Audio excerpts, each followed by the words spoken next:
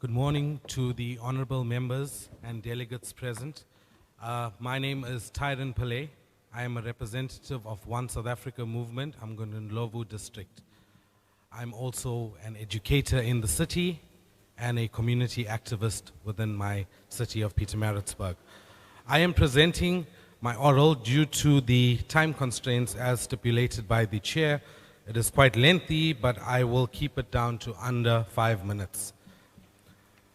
I am opposed to the bill that the government intends to pass because it is unconstitutional and does not allow for the true direct election of our leaders to parliament. We the people want to directly choose our leaders, not political parties imposing their politicians on us. I am in support of a constituency system that has the name and face of every person on the voting paper so that I know who I am voting for, where they live, and what they stand for.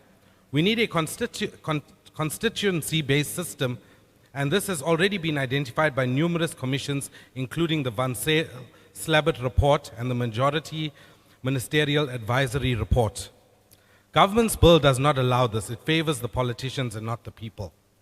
It is also unconstitutional for many reasons, but today I'd like to focus on the discarded vote. There are other reasons, but I'm just focusing on the discarded vote. An independent candidate will be allocated a regional seat if they receive enough votes to meet the first or second quota of votes per seat in the region in which they are standing for office in the first or second rounds. The effect of this is that any additional votes received by the independent candidate above the quota of votes per seat are discarded and wasted. Conversely, political parties receive seats in proportion to their share of the vote. In other words, all votes for a political party are not wasted and will substantially contribute to the final composition of the National Assembly and provincial legislatures. The discarding of surplus votes has a serious effect on the right of citizens to vote on the proportionality between vote share and seats. The right to vote in Section 19(3)(a) of the Constitution must be interpreted as a right to a vote that counts equally or is of equal value to the votes of others.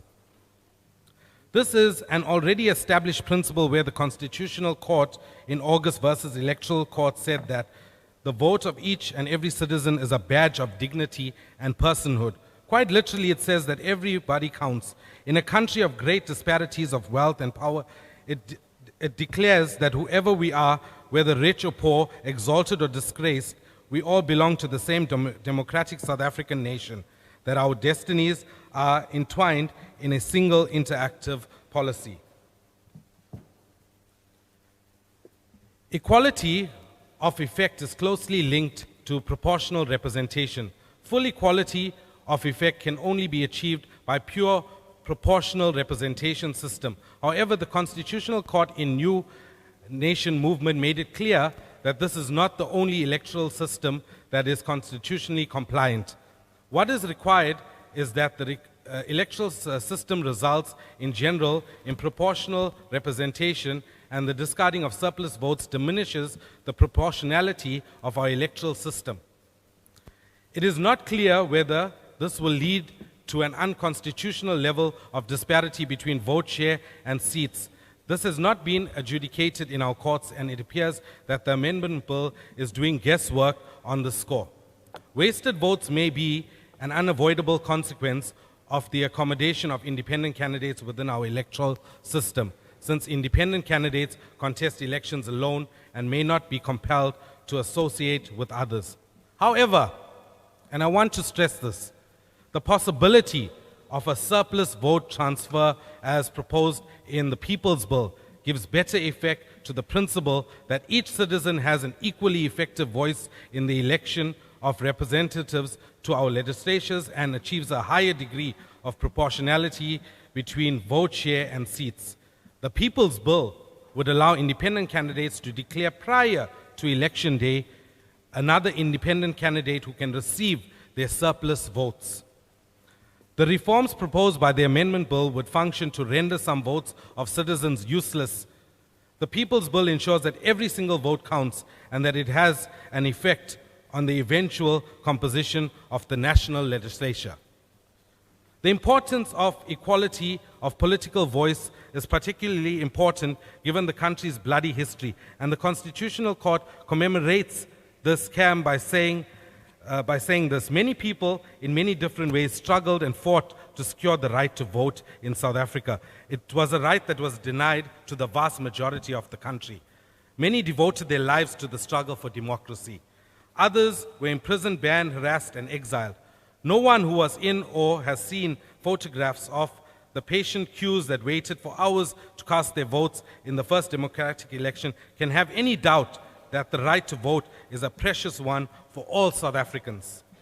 The struggle for all those who worked to bring democracy to this country is properly honored when we conduct free and fair elections to determine the will of those who now have the right to vote. It is vital, therefore, that we are jealous of the privilege so hardly won. It would be a travesty and a regression in our hard-fought democracy to discard the votes of citizens in a country built on the value of Ubuntu. The being one, dependent of being of another. I thank you.